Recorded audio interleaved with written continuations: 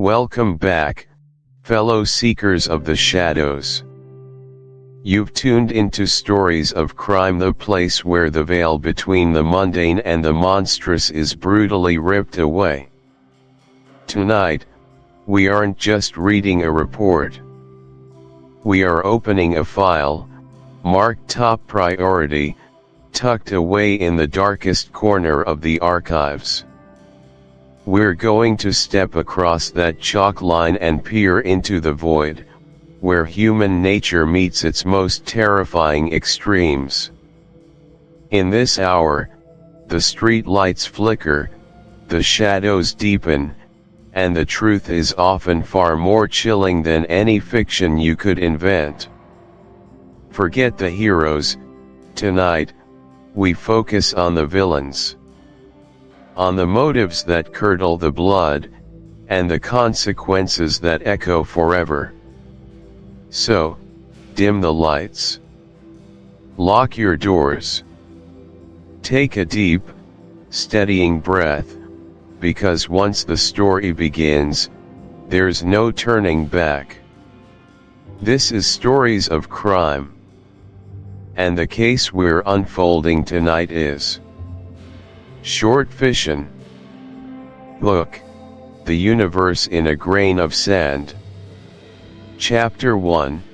Look, the universe in a grain of sand. Welcome, aspiring wordsmiths and passionate storytellers, to a journey into the heart of conciseness, into the thrilling, often overlooked, and profoundly powerful realm of short fiction. Imagine holding a tiny, perfect jewel in your palm. It might seem small, almost insignificant compared to the vastness of the world, yet within its facets, if you turn it just so, you can perceive an entire universe of light, color, and intricate beauty. This, my friends, is the essence of short fiction.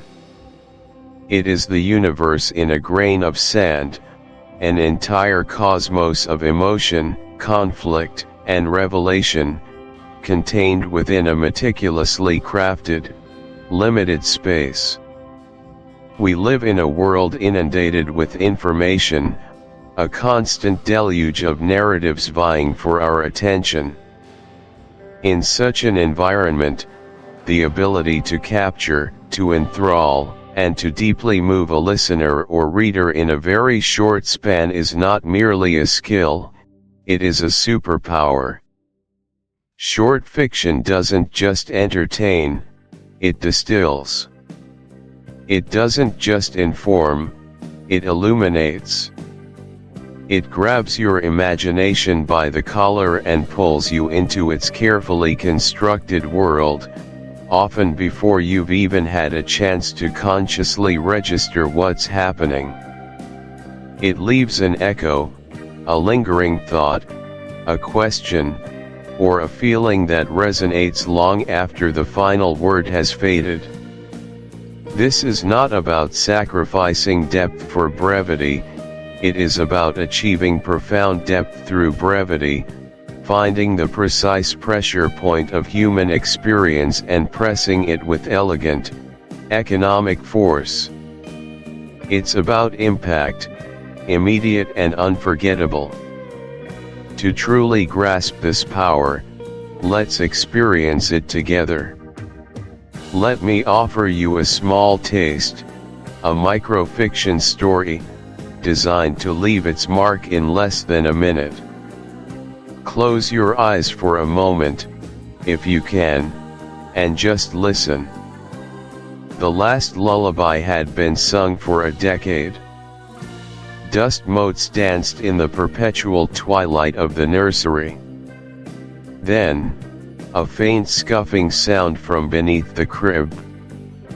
A small, mechanical hum began, growing steadily louder.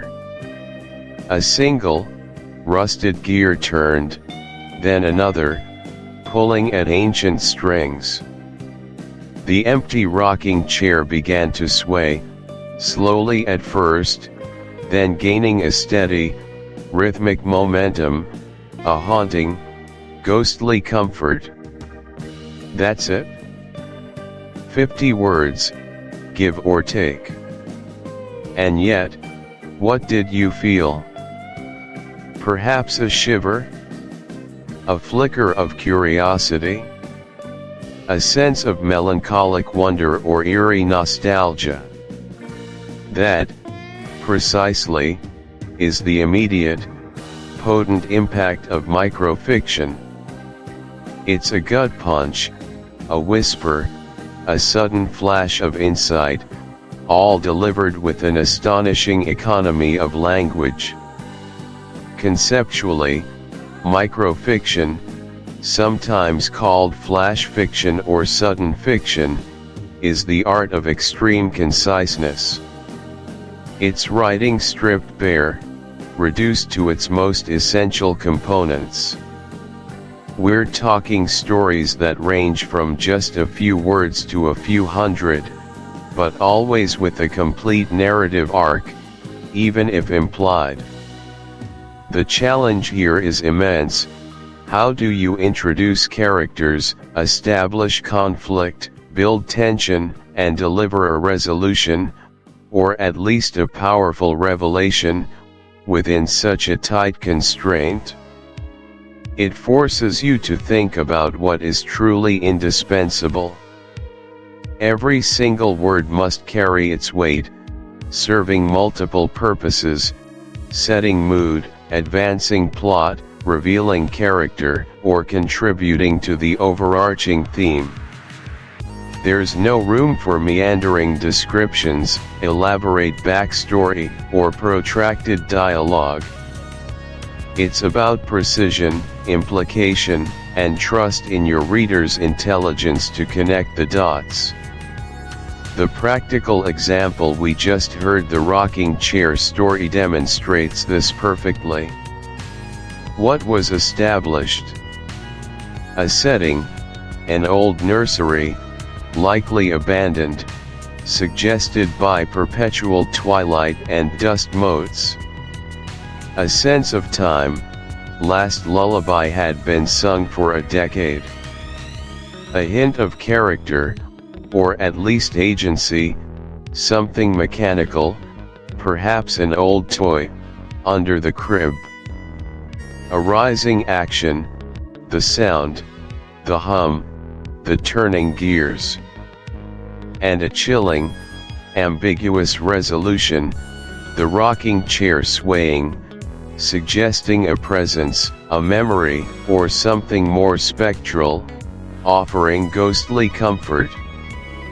All without ever explicitly stating a introduction, your narrator and guide. Imagine, if you will, a quiet evening. The world outside hums with its usual symphony of distant traffic and rustling leaves, but inside, within the gentle glow of a bedside lamp or the soft luminescence of a screen, something entirely different is unfolding. A story. Not a sprawling epic that demands weeks of your dedicated attention, nor a fleeting snippet caught on social media. No, this is something potent, contained, a universe meticulously crafted within the confines of a few pages, designed to resonate, to surprise, to linger long after the final word is read. This is the magic of short fiction. It's the art of the perfect moment, the encapsulated truth, the powerful punch delivered with precision and grace. Hello, and welcome. I am your narrator, your guide, your fellow traveler on this fascinating journey into the heart of storytelling. I've spent countless hours, days, and years immersed in the creation and appreciation of short stories. From the earliest sparks of an idea that ignite late at night, through the meticulous craft of shaping words, to the exhilarating moment of sharing a completed piece with the world. I've experienced it all. And now, it's my distinct pleasure to share that accumulated knowledge, those hard-won insights, and the profound joy of this particular literary form with you. This audiobook isn't just a collection of theoretical concepts, it's an invitation. An invitation to explore your own innate capacity for storytelling, to refine your voice, and to master the unique demands of short fiction. Think of me as your companion, walking alongside you, illuminating the paths, pointing out the hidden traps, and celebrating the triumphs. We're not just learning about writing, we're delving into the very essence of human experience, how we make sense of it, how we distill it, and how we share it in a way that truly connects. The journey we're about to embark upon is one of discovery, not just of technique, but of your own creative spirit. Prepare to unlock the power of brevity, to discover the impact of precision, and to find your own unforgettable stories waiting to be told. Detailed analysis, my first story, a lesson in resilience. Every writer has that pivotal story, the one that, despite its outcome, shapes their understanding of the craft and their resolve. For me, it wasn't the one I sold first, but the one I almost sold, the one that taught me more about rejection, resilience, and the relentless pursuit of craft than any initial success ever could. It was a story born from a specific, almost mundane observation, elevated by a sudden, peculiar thought, the kind of thought that sparks in the quiet moments of daily life and refuses to be ignored. Conceptual explanation, this particular tale, let's call it The Echo Chamber, was an early attempt at blending a touch of speculative fiction with deeply personal, relatable character drama. It was a narrative experiment in exploring how past regrets can literally haunt a person, not as traditional ghosts, but as auditory manifestations within their own living space. It was ambitious, perhaps too ambitious for my nascent skills, yet it held a kernel of something genuine, something powerful. The conceptual explanation here is simple. Stories often arise from a collision of the ordinary and the extraordinary, demanding not just skill, but also a profound personal connection to the subject matter, a willingness to push boundaries, and the absolute necessity of persistence in the face of near misses. It's about understanding that the act of writing, particularly short fiction, is a continuous process of learning, failing, iterating, and ultimately, growing.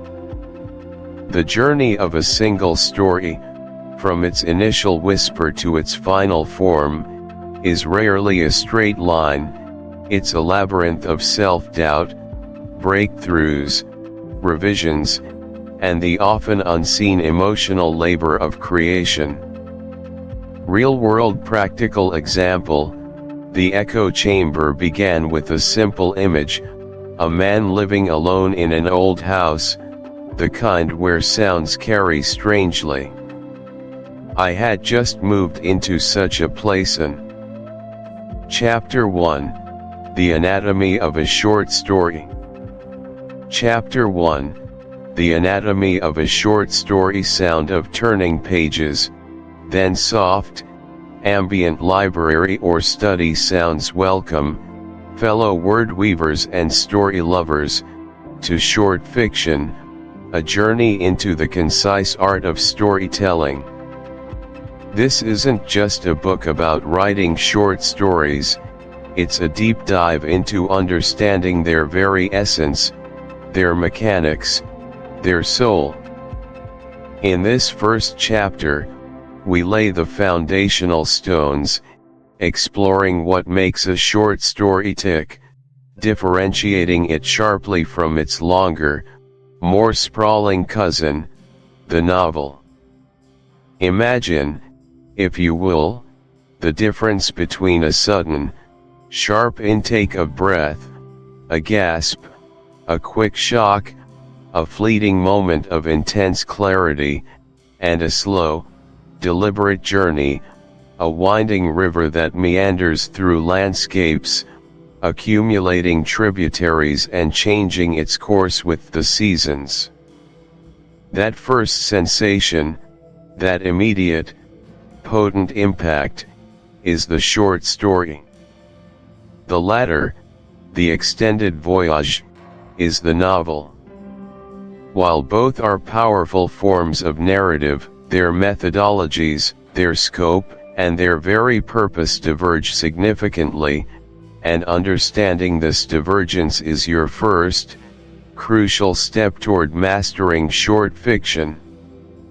Novels, by their very nature and length, invite expansive character arcs, intricate subplots, detailed world building that can span entire histories, and a leisurely exploration of themes through multiple perspectives.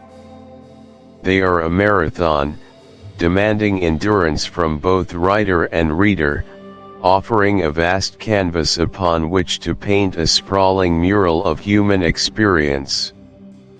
You can spend weeks, even months, within the world of a novel, growing intimately familiar with its inhabitants, their pasts, their futures, their every nuanced thought and subtle interaction. There's room for digressions, for philosophical musings that might not directly propel the plot, for character introspection that slows the pace but deepens the reader's understanding of the inner lives presented. A novel can afford to be complex, to introduce a multitude of characters, to shift perspectives repeatedly, to build up layers of meaning over hundreds of pages. It's a comprehensive meal, with many courses, each meticulously prepared and served. The short story, however, is a concentrated shot of narrative espresso. It thrives on brevity, intensity, and focus. Where a novel might dissect a relationship over years, a short story might capture the single, pivotal moment that defines it. Where a novel can explore an entire society, a short story often focuses on a single individual's encounter with a fragment of that society, or perhaps just a singular, resonant event within it. Think of it as a jewel, small, self-contained, but cut and polished with such precision that every facet gleams with concentrated light. Every word, every sentence, every paragraph in a short story must work harder, carry more weight, than its counterpart in a novel. There's no room for extraneous details, no space for meandering descriptions that don't serve an immediate purpose. Each element must contribute directly to the story's core effect, its singular impression.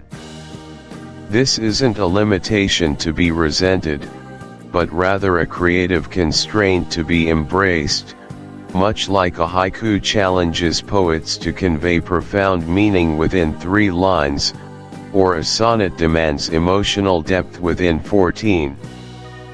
The very tightness of the form forces an economy of language and a ruthless focus on what truly matters. This brings us directly to one of the most foundational theories in short fiction, Edgar Allan Poe's concept of the single effect. Poe, a master of the macabre and a pioneer of the modern short story, articulated this idea in his 1842 review of Nathaniel Hawthorne's Twice Told Tales. He argued that a true short story should aim for a single effect, a unique or preconceived impression to be conveyed to the reader. Every word, every incident, every detail, from the very first sentence to the final punctuation mark, must contribute to the achievement of this one, overarching effect. Nothing superfluous, nothing that detracts, nothing that muddies th. Chapter 2, Mining for Ideas. Chapter 2, Mining for Ideas. Welcome back to Short Fiction, and to our second chapter, Mining for Ideas. For many aspiring writers, and even seasoned veterans, the blank page is not merely an empty space, it's a vast, echoing chasm of creative dread. You sit there, perhaps with a steaming mug of coffee, watching the cursor blink with what feels like a mocking rhythm, your mind a barren landscape devoid of inspiration.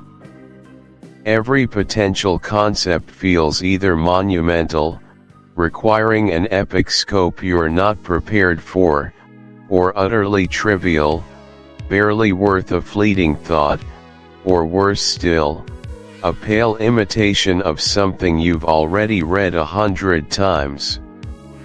This moment of creative paralysis is universal, a peculiar purgatory where the passion to tell a story is immense, yet the raw material, the spark, the seed, the compelling what-if, remains stubbornly elusive.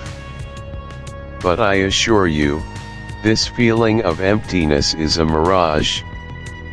The truth is, the world around us is an inexhaustible quarry of narratives, pulsating with untold stories, and your imagination, once properly trained and equipped, is the most potent mining tool imaginable.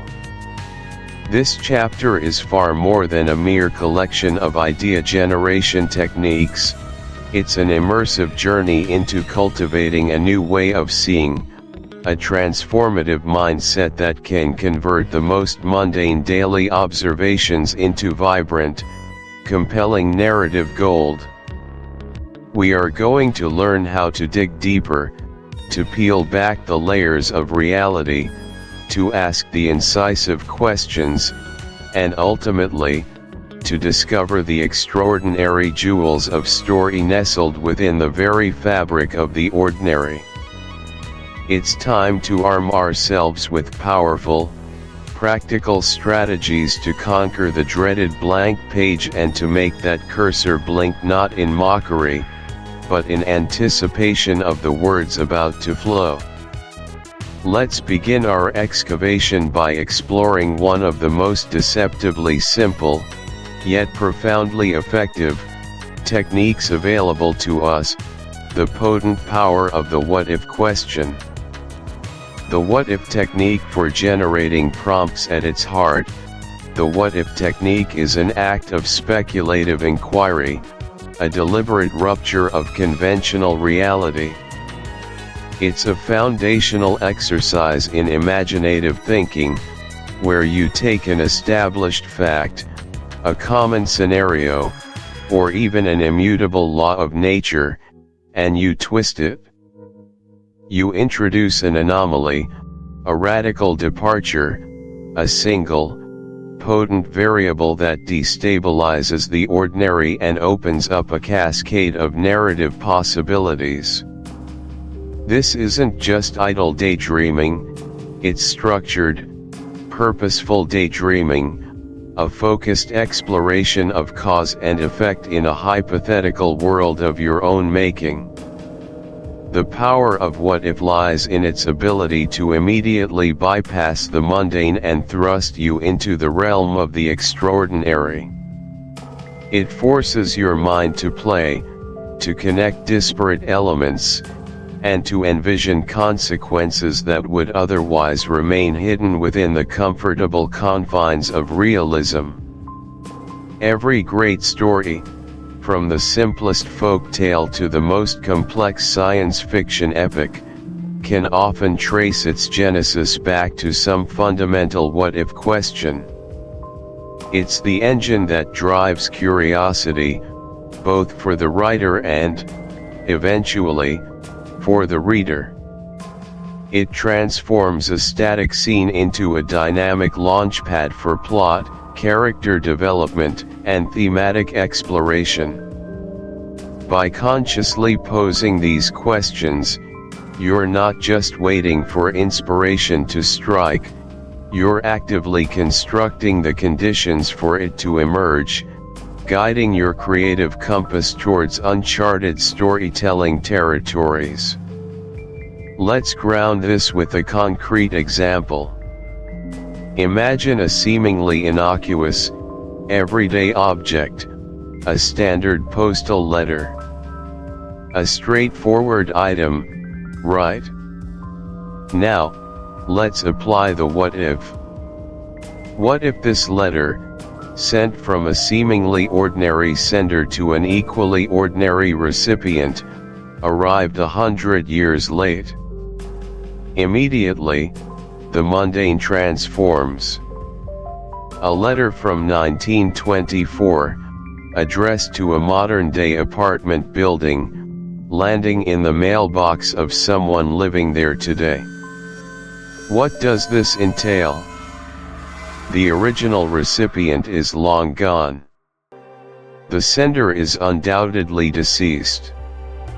The context, the urgency. Chapter 3, Characterization in Miniature.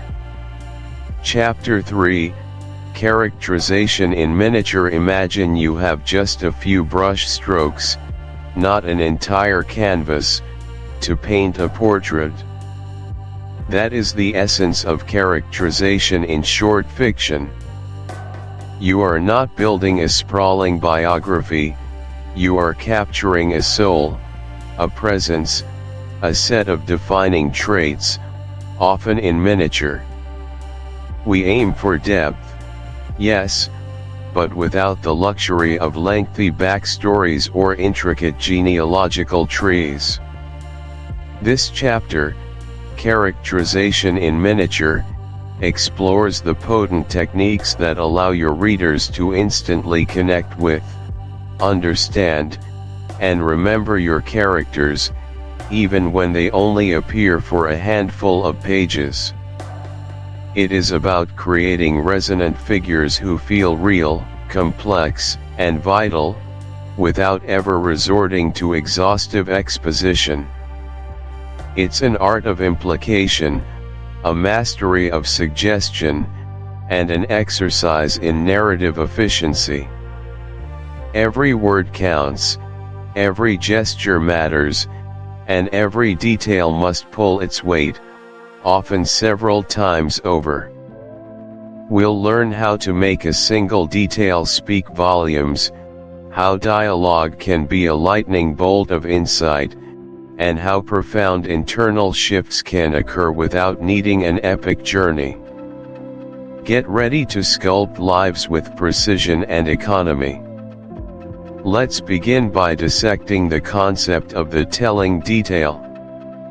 The telling detail is precisely what it sounds like, a small, specific, concrete detail that reveals a disproportionately large amount about a character, setting, or situation. It's not just any detail, it's a carefully selected one, a specific choice that acts as a powerful shortcut to understanding. Instead of stating he was a meticulous man, you might show the precise, almost surgical alignment of the pens on his desk. Instead of declaring she was afraid of the world, you might describe her habit of always sitting with her back to a wall, even in an empty room, as though expecting an ambush. It's an iceberg tip, hinting at the vast, submerged mass of personality, history, and internal landscape. This technique relies on the reader's inherent ability to infer and connect, engaging them actively in the character-building process rather than passively receiving information. A telling detail is never arbitrary, it's a narrative micro-explosion, packed with meaning, designed to unlock deeper layers of understanding with minimal fuss. Consider a practical example. Imagine a character introduced not by their job or their past, but by a simple, observed action. Let's say we meet a man, Arthur, in a cafe. Instead of saying, Arthur was an anxious, fastidious individual, prone to minor compulsions, we could write, Arthur picked up his porcelain teacup with both hands, his knuckles white, his gaze flickering nervously toward the steam rising from its lip, as if expecting a sudden, scalding attack. Before taking a sip, he meticulously wiped a barely perceptible ring of moisture from the saucer with his thumb, then polished the handle with his serviette until it gleamed. Here, the simple act of drinking tea, usually mundane, becomes a window into Arthur's entire personality. His white knuckles speak of tension, his nervous gaze of apprehension, the meticulous wiping of a desperate need for control in a world he perceives as chaotic or threatening. No lengthy paragraphs explaining his childhood neuroses or his obsessive-compulsive tendencies are necessary. A single moment, carefully rendered, does the heavy lifting, revealing layers of his internal world. The telling detail is indispensable in short fiction because it bypasses the need for lengthy, often dull, exposition. In a genre where every word is precious and space is at a premium, you cannot afford to dump pages of backstory. Instead, a single, carefully chosen detail acts as a profound shortcut, granting immediate insight into a character's deepest nature, their history, or their current state of mind. This rapid character development fosters a deeper, more immediate engagement. The reader feels actively involved, piecing together the nuances and complexities you've subtly presented. Furthermore, well-chosen telling details are INH. Chapter 4, In Media Res. Chapter 4, In Media Residential. Have you ever found yourself in the midst of a conversation, a situation, or even a dramatic moment, completely baffled as to how you got there? The characters are talking, the stakes are evident, something exciting is happening, and you, as the audience, are immediately hooked, desperate to understand the preceding events that led to this captivating instant. That, my friends, is the power of in media res, starting your story not at the gentle, chronological beginning, but right in the pulsating heart of the action, where the world is already spinning, and your reader is left with no choice but to grab on and ride. This isn't just a clever literary trick, it's a fundamental understanding of human psychology and narrative engagement. Think about it, our lives don't begin with a slow, deliberate exposition of our entire lineage, our childhood struggles, or the socio-economic conditions of our birth. We awaken to a world already in motion, filled with existing relationships, ongoing conflicts, and established rules. We learn as we go, piecing together the past from fragments of conversation, observation, and emergent necessity. Good storytelling, particularly in the condensed form of short fiction, mirrors this experience. It respects the reader's intelligence and impatience, inviting them into a mystery rather than lecturing them through a timeline.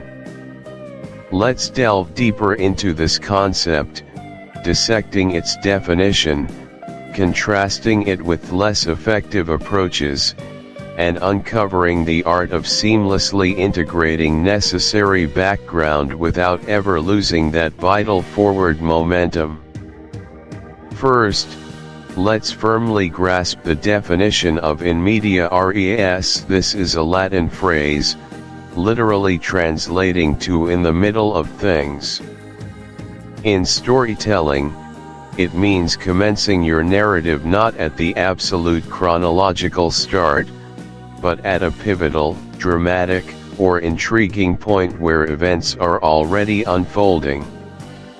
The characters are already engaged in conflict, a significant event is in progress, or an immediate mystery is presented. It's about dropping the reader directly into a scenario that demands immediate attention and explanation.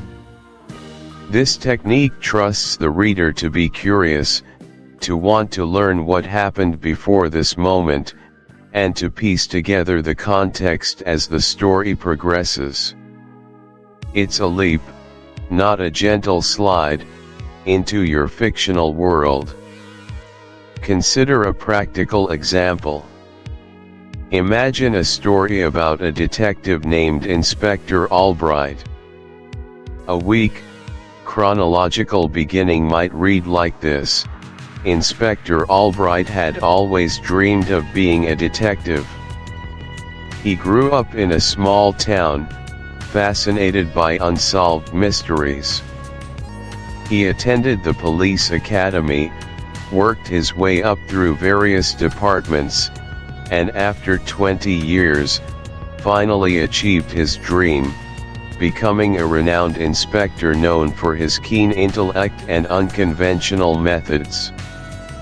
One Tuesday morning, a new case landed on his desk, a baffling jewel heist at the city's most prestigious museum.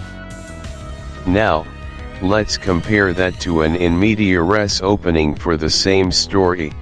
The priceless star of Orion diamond, usually shimmering behind reinforced glass, was gone. Inspector Albright, his face grim in the stark museum lighting, knelt beside the empty pedestal, a single, black feather clutched in his gloved hand. "Well, this is new," he murmured, his gaze sweeping over the inexplicably silent alarm system. "Our thief, it seems, has a flair for the dramatic. Do you feel the difference?" The first example is a dutiful recap, providing information but generating little excitement. The second throws you right into the problem. There's an immediate mystery: the missing diamond, the feather, the silent alarm, an active character Albright, already investigating, and an implied narrative of past achievements. He's an inspector, suggesting prior experience. We don't need to know his childhood dreams right now. We need to know who took the diamond and what that feather means. We are immediately invested in the unfolding present and curious about the past that led to Albright being the right person. Chapter 5, Plotting the Arc. Chapter 5, plotting the arc. Every story is a journey, not just for the characters within its pages, but for the reader who embarks upon it alongside them. As writers, we are the architects of these expeditions, and our blueprint for success, our navigation chart through the vast seas of narrative, lies in the meticulous plotting of our story's arc. Without a compelling arc, even the most vibrant characters or the most intriguing premise can fall flat, leaving the reader adrift and unsatisfied. This chapter is your guide to structuring your short fiction for maximum impact, ensuring every twist and turn resonates deeply, propelling your narrative forward with purpose and power. We'll explore fundamental structures, delve into more nuanced literary techniques, and uncover the secrets to crafting those unforgettable endings that linger long after the final word. So, let's chart our course and begin mapping out the heart of your next great short story. First, let's break down the classic narrative arc, a timeless structure that underpins countless stories across genres and cultures: the rising action, the climax, and the falling action. This is the bedrock upon which most narratives are built, a blueprint that guides both writer and reader through the story's progression. The rising action is the engine of your narrative, the series of events and escalating conflicts that build tension and propel your characters toward the story's peak. It begins after the initial setup, introducing the central conflict or problem that your protagonist must face.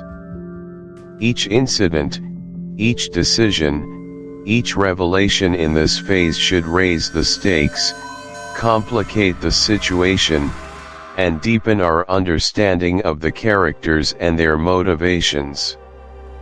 Think of it as a tightening spring, coiling tighter and tighter, accumulating potential energy. It's where obstacles emerge, relationships are tested, and the central question of the story becomes more urgent. A well-crafted rising action keeps the reader engaged, turning pages with an eager anticipation, wondering how the protagonist will overcome the increasingly difficult challenges placed before them. It's not merely a sequence of events, it's a carefully orchestrated escalation designed to heighten emotional investment. A practical example might involve a story where a young chef, deeply insecure about her abilities, enters a prestigious local cooking competition. The rising action would include her initial struggles with unique ingredients, the subtle sabotage attempts by a rival, a discouraging critique from a judge, the pressure of looming deadlines, and perhaps a moment of self-doubt that almost causes her to quit. Each of these moments, individually, might not be earth-shattering, but cumulatively, they build a formidable wall of challenge and anxiety around our protagonist, making her journey relatable and her eventual success, or failure, intensely meaningful. The tension mounts with every whisk of a sauce, every simmering pot, every cutting remark, drawing us deeper into her culinary battle. Why does the rising action matter so profoundly? Because it establishes the emotional landscape of your story. It's where your characters become real to the reader, where their vulnerabilities and strengths are revealed under duress. Without a strong rising action, the climax would feel unearned, a sudden explosion without a preceding build-up. It's the journey itself, the struggle, that makes the destination worthwhile. It allows the reader to invest emotionally, to root for the protagonist, and to feel the weight of their choices. This phase builds empathy and curiosity, fundamental elements for a truly engaging read. It's where the promises of the story are laid out, promising a significant payoff down the line. A weak rising action results in a flat narrative, one where the reader feels little connection to the outcome. The climax is the story's turning point, the moment of greatest tension and decisive action. All the threads woven during the rising action converge here, demanding a resolution. It's Chapter 6, Setting as Character. Chapter 6, Setting as Character. Imagine for a moment, a story where a detective interviews a suspect in a room. Now, picture that room. Is it a sterile, white interrogation chamber, fluorescent lights humming, a metal table between them? Or is it a dimly lit, smoke-filled office, the detective's desk piled high with cold coffee cups and forgotten files, rain lashing against the grimy window pane? The facts of the interview might remain the same, but the feeling, the tension, the very atmosphere of the scene shifts dramatically with each detail of the environment. This isn't just decoration, this is storytelling. In the world of short fiction, every single word carries immense weight. There's no room for sprawling, multi-page descriptions of landscapes or historical townscapes. Yet, the setting remains absolutely vital. It's not merely the stage upon which your characters perform, it is, in itself, a character, an active participant that influences mood, shapes emotions, and subtly reveals the inner workings of your narrative. Welcome to Chapter 6, Setting as Character, where we will dive deep into the art of world building within tight word counts, transforming your backdrops into vibrant, meaningful forces that resonate with your readers long after the final sentence. We're going to explore how to imbue your settings with life, making them speak volumes without ever needing to utter a single word. Let's begin by exploring techniques for sensory writing that evokes mood quickly. The challenge in short fiction isn't just to describe a place, but to make that description work immediately, to pull the reader into the emotional core of the scene without delay. The conceptual explanation here is simple yet powerful. Instead of listing generalities, focus on highly specific, evocative sensory details that directly contribute to the desired mood. You're not just painting a picture, you're orchestrating an experience. Think beyond sight. Consider sound, smell, touch, and even taste. Which one or two senses, when highlighted, will most efficiently transmit the emotional truth of the moment? Use active verbs and strong, precise adjectives that carry an inherent emotional charge. The goal is to show the mood through the environment, not tell the reader what the mood is. A setting isn't sad, it feels sad because of what the reader experiences within it. A practical example might clarify this. Imagine you want to convey a sense of oppressive loneliness and neglect. Instead of writing, "The old house felt sad and abandoned," consider something like, The house sagged beneath the weight of years, its porch steps groaning like weary bones with every shift of wind. Inside, the air tasted of dust and forgotten spices, a thick, still presence unbroken save for the drip of a leaky faucet echoing in the vast, empty kitchen. Sunlight, filtered through grimy lace curtains, painted hesitant, pale rectangles on the scarred wooden floor, revealing more shadows than light.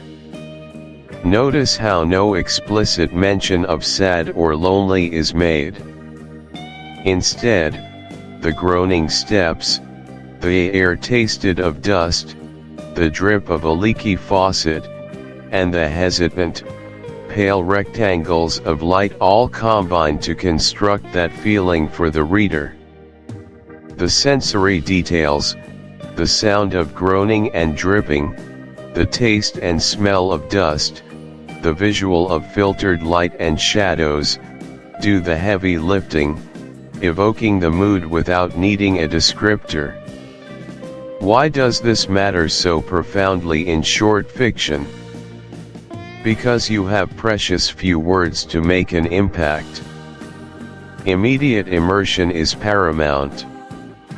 By crafting sensory details that double as emotional cues, you build atmosphere and establish tone with incredible efficiency. This technique doesn't just describe a place, it characterizes it, turning a mere backdrop into an active participant in the story's emotional landscape.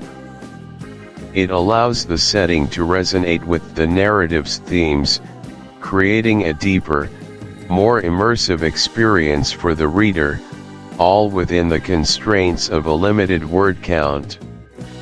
The setting isn't just there, it feels something. Chapter 7, Dialogue that Doubles Duty. Chapter 7, Dialogue that Doubles Duty. Welcome back, intrepid storytellers. Today, we journey into the heart of what makes fiction breathe, the spoken word. Imagine a quiet diner, steam rising from coffee cups, the clatter of silverware a rhythmic counterpoint to hushed conversations. A man sits across from a woman, their eyes meeting over the rim of their mugs. He asks, "Did you remember to lock the back door?" A simple question, mundane even. But what if, beneath the surface of those 7 words, an entire universe of meaning lurks? What if his question isn't just about security, but about trust eroded, about past betrayals, about a future hanging precariously in the balance? What if her hesitant "yes, I think so," reveals not just a faulty memory, but a deeper anxiety, a fear of being blamed, or perhaps even a subtle defiance?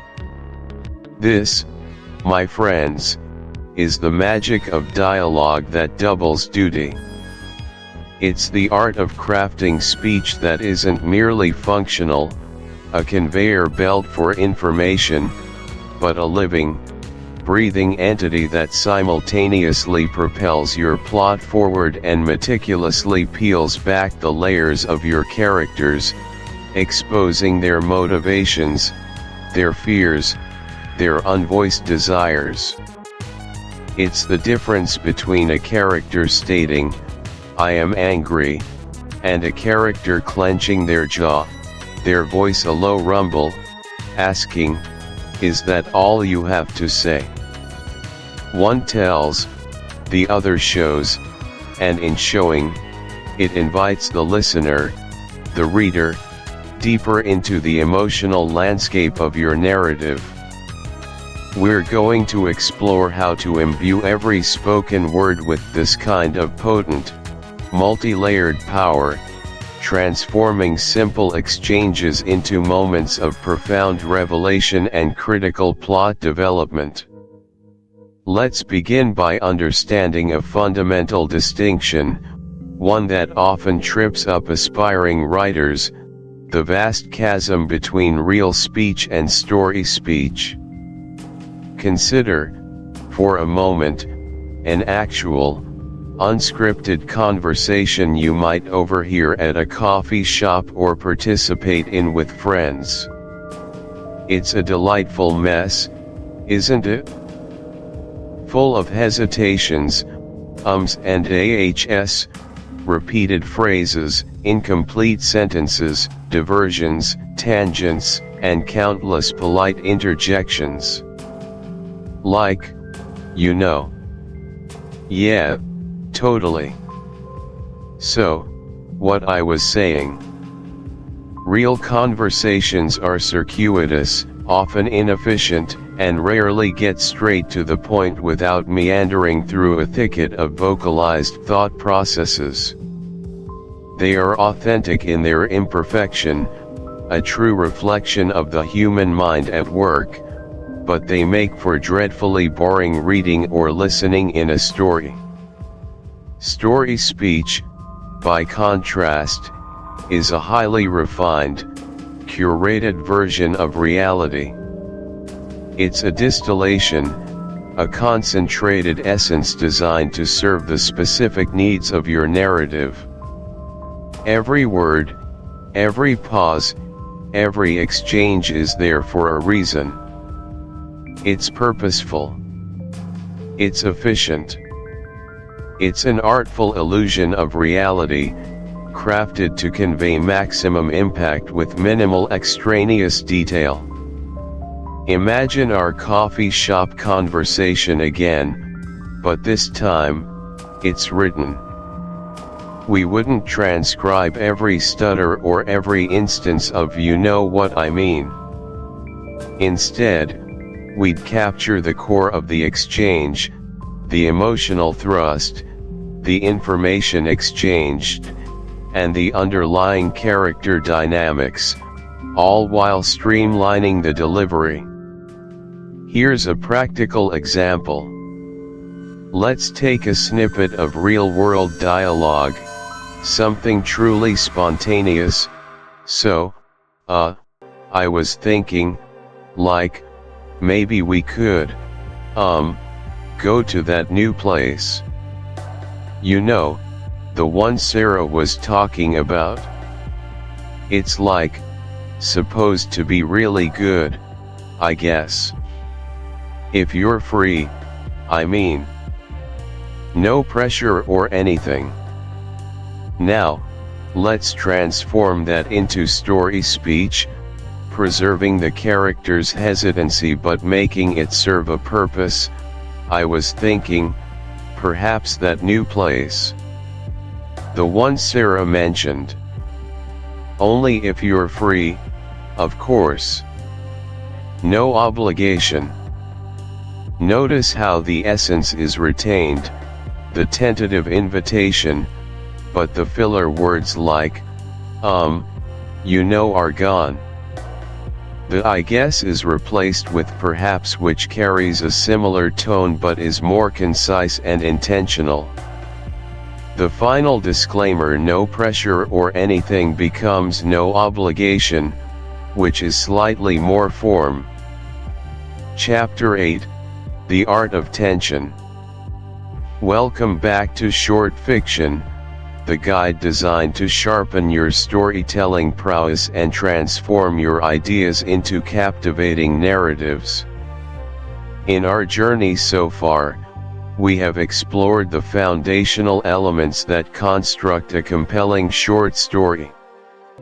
We've discussed the importance of character, the intricacies of setting, and the architecture of plot. But now, as we move into Chapter 8, we delve into perhaps one of the most vital, yet often misunderstood, aspects of powerful storytelling, the art of tension. Imagine, if you will, about being utterly engrossed in a story. Your heart races, your breath catches, you find yourself leaning forward, almost physically willing the characters to make a specific choice, or escape a looming danger. That palpable sense of anticipation, that knot in your stomach, that desperate need to know what happens next, that is tension at its finest. It's the invisible string that pulls your reader relentlessly through your narrative, from the very first word to the very last. Without it, even the most ingenious plot or the most endearing characters can fall flat, leaving the reader with a sense of indifference rather than exhilaration. Tension is the lifeblood of engagement, the magnetic force that keeps eyes glued to the page, fingers frantically turning. It's not merely about explosions or dramatic reveals, it's a subtle, sustained hum beneath the surface of your words, building steadily, sometimes imperceptibly, until it culminates in a resonant climax. Mastering the art of tension means mastering the art of keeping your reader utterly enthralled, unable to put your story down until they've absorbed every single word. It means wielding emotional suspense and psychological pressure like a master craftsman, shaping the reader's experience with precision and purpose. Today, we're going to dissect this crucial element, examining 3 primary mechanisms you can employ to build and sustain that exquisite, irresistible tension. Our first mechanism for crafting tension is introducing the ticking clock. Conceptually, the ticking clock is precisely what it sounds like, a finite, often rapidly dwindling, amount of time for a character to achieve a goal, prevent a disaster, or escape a predicament. It immediately injects a sense of urgency and consequence into your narrative. The stakes are raised exponentially because failure to act, or a wrong step, isn't just a setback, it means the clock runs out, and something irreversible and often catastrophic will occur. This mechanism capitalizes on our innate human anxiety about deadlines and impending doom. It forces choices to be made quickly, often under immense pressure, and those rapid decisions, whether right or wrong, propel the narrative forward with breakneck speed. The ticking clock isn't just about the physical passage of time, it's about the psychological pressure it exerts on the characters and, by extension, on the reader. Every second that passes intensifies the feeling of dread or anticipation. Let's consider a practical example. Imagine a short story where our protagonist, Sarah, is a brilliant cryptographer. She receives an anonymous, cryptic message: the city's power grid will fail in 60 minutes, unless the sequence is broken. She's alone in her lab, the sequence displayed on her screen, a digital countdown ominously ticking down from 59:59. Each passing minute is not just a unit of time, it's a palpable loss, a step closer to widespread blackout and chaos. The scene is filled with her frantic keystrokes, the whirring of her computer, the beads of sweat on her brow. A single wrong character, a moment of doubt, could mean disaster for millions. The tension isn't just in the puzzle itself, but in the relentless, unforgiving march of the clock towards zero. We are invested in Sarah not just because she's trying to save the city, but because her struggle is framed by an inescapable temporal limit. Why does this matter so profoundly for your short fiction? The ticking clock mechanism is a highly effective way to compress dramatic action and Chapter 9, Theme and Symbolism. Chapter 9, Theme and Symbolism. Welcome back, fellow storytellers. Today, we're diving into the heart of what makes short fiction truly resonate, what elevates a simple narrative into an unforgettable experience. We're moving beyond the mechanics of plot and character, delving into the elusive, yet incredibly powerful, realm of theme and symbolism. Think of it this way: a story's plot is its skeleton, its characters are its muscles and flesh, but theme and symbolism, these are its very soul, the invisible currents that carry profound meaning and connect with readers on a level far deeper than mere entertainment. Imagine an ancient storyteller, gathered around a flickering fire, sharing a tale not just to amuse, but to impart wisdom, to explore the complexities of human nature, or to subtly critique societal norms. They understood instinctively that the most potent stories carried layers, that beneath the surface of a thrilling adventure or a poignant romance lay a universal truth, a hidden message waiting to be discovered. This layering is precisely what we aim to achieve when we master theme and symbolism. It's about adding echoes, undertones, and profound resonances to your work, transforming a good story into a truly great one. It's about creating a piece of art that lingers in the mind, sparking thought and discussion long after the final word has been read.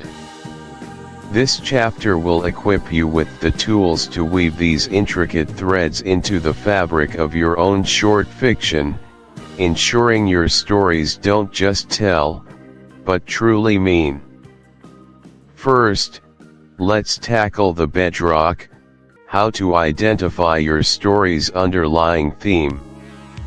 A theme is not merely the subject of your story, it's the central idea, the universal truth, or the commentary on life that your story explores. It's the so what behind your plot. While a moral tells you what to do, example, honesty is the best policy, a theme simply presents an insight into the human condition, example, the struggle between self-interest and community responsibility.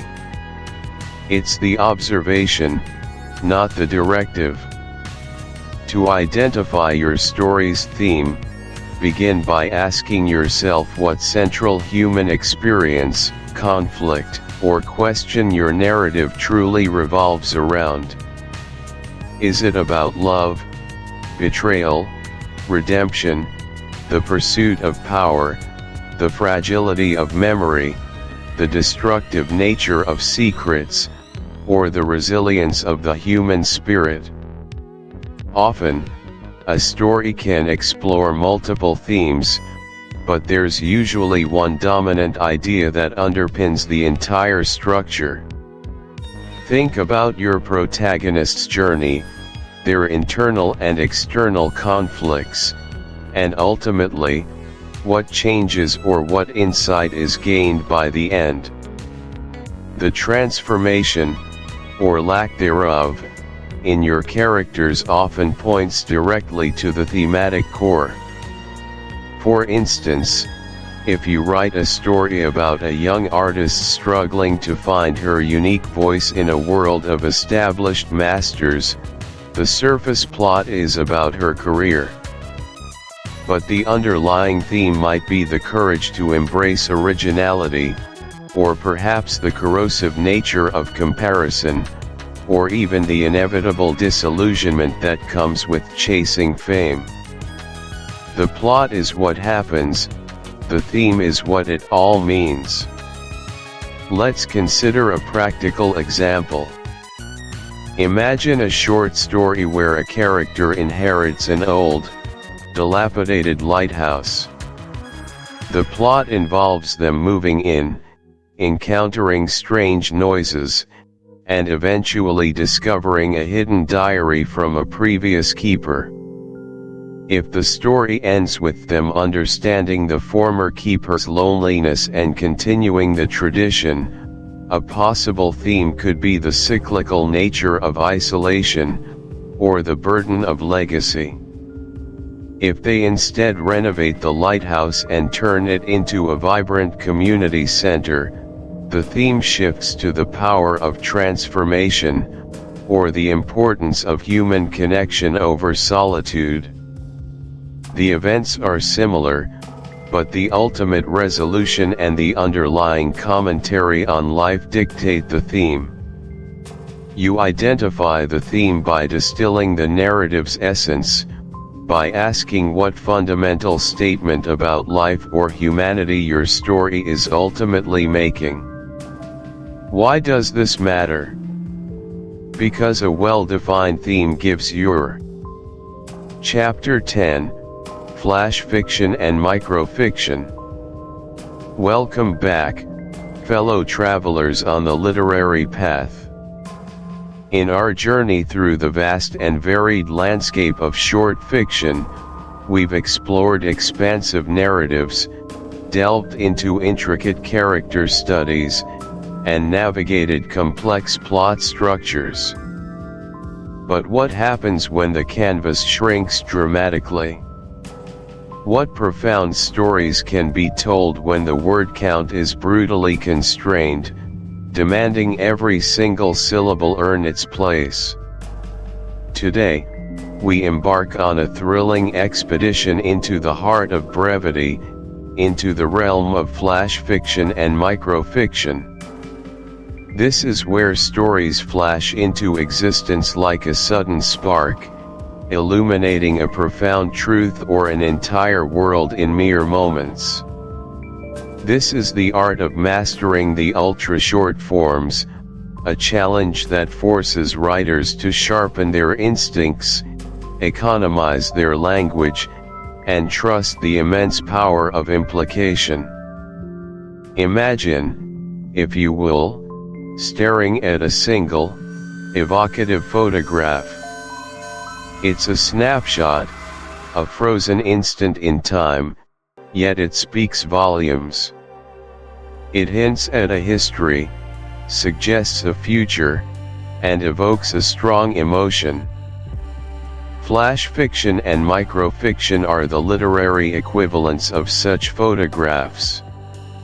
They aren't meant to tell a full story in the traditional sense, but rather to distill an experience, a moment, or a character down to its absolute essence, inviting the reader to fill in the vast blanks with their own imagination and understanding. It's an incredibly powerful form, often more memorable for what it leaves unsaid than for what it explicitly articulates. It challenges us to reconsider what defines a story, proving that even the briefest encounter with words can leave an indelible mark. Let's first define the shifting boundaries within this fascinating territory. When we speak of ultra-short forms, we generally refer to narratives significantly shorter than traditional short stories, which themselves are already concise. Flash fiction, sometimes called sudden fiction or postcard fiction, typically falls under 1,000 words, often much less. The average might be anywhere from 300 to 750 words. This form still allows for a degree of character development, a hint of plot, and a discernible arc, however compressed. A story under 1,000 words might present a single, pivotal scene, a moment of realization, or a snapshot of a relationship at a critical juncture. It's enough space to introduce a character, establish a mood, and deliver a surprising twist or a resonant insight. For instance, a flash fiction piece around 500 words might describe a character waiting for a bus on a rainy night, reflecting on a recent breakup. The rain, the cold, the flickering streetlights all serve to mirror the character's internal turmoil. The brief encounter with another passenger or a memory triggered by a passing car could provide the entire narrative thrust, culminating in a small, personal epiphany or a quiet act of resignation. The key is its singular focus, its dedication to illustrating one significant moment or idea without straying into subplots or extensive exposition. It's a concentrated dose of narrative, designed to be impactful and self-contained. Why does this specific boundary matter? The sub-1,000 word limit forces a writer to be ruthlessly efficient.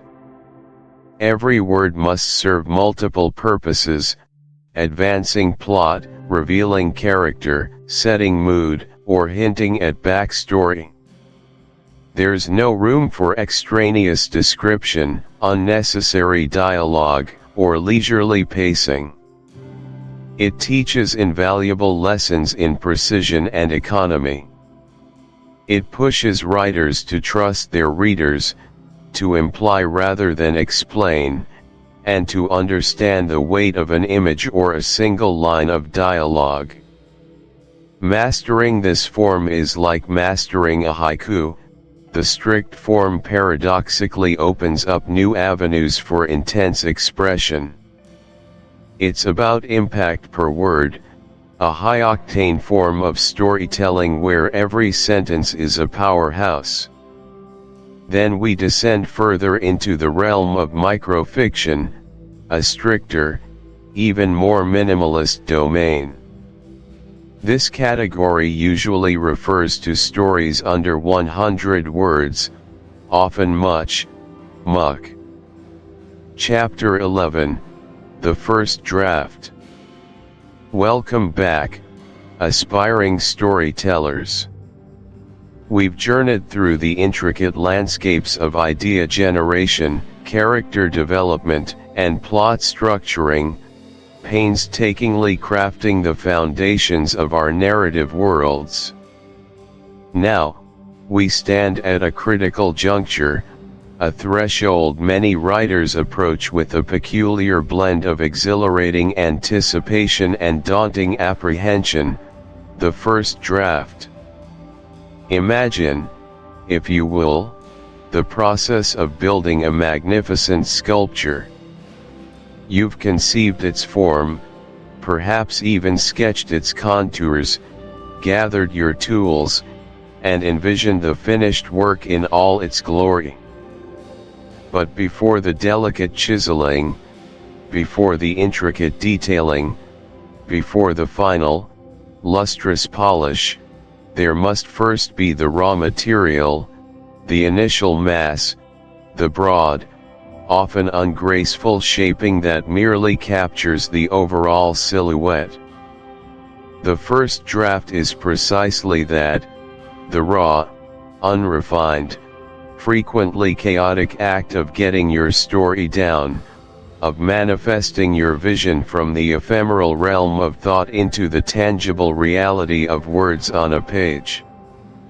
It is fundamentally not about perfection, it is, quite emphatically and liberatingly, about granting yourself permission. Permission to be imperfect. Permission for your nascent words to stumble, for your sentences to feel unwieldy, for your paragraphs to occasionally lose their way and meander. This initial, vital phase is singularly focused on capturing the essence, on the momentous task of excavating the story from the fertile ground of your imagination and depositing it, however rugged and unpolished its initial appearance, onto the waiting canvas of your draft. In this stage, we are not painstakingly crafting a literary masterpiece, we are, instead, undertaking the essential work of building the framework, pouring the foundational concrete, laying the rough, structural bricks. The meticulous polish, the elegant refinement, the exquisite architectural flourishes, those critical embellishments and enhancements, are destined for much, much later stages of the writing process. For now, cultivate a profound embrace for the glorious, often messy, yet utterly liberating freedom of imperfection, for it is this very spirit that serves as the indispensable gateway to the profound satisfaction of completion.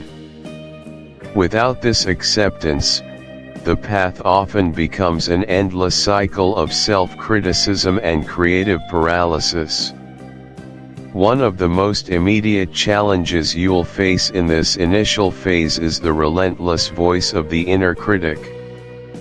This insidious companion, often a constant presence, whispers doubts, highlights perceived flaws, and frequently paralyzes our creative flow before we've even truly begun to write. During the first draft, this critic is particularly destructive precisely because its primary function, which is to evaluate and refine, is fundamentally premature. Its interjections at this nascent stage are not constructive, rather, they are profoundly prohibitive.